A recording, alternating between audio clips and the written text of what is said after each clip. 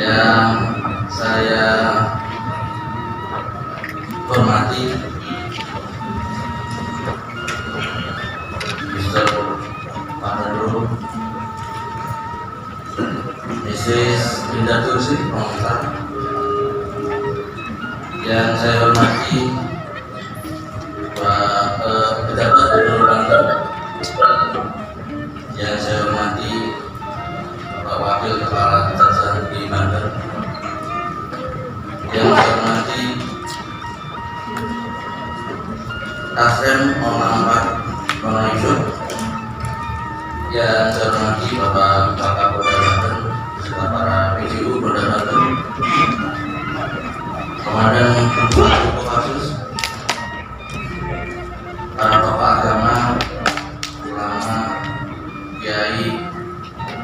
tokoh masyarakat, tokoh adat, para pendeta,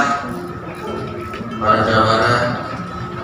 dan para pelestari Gunung Banten,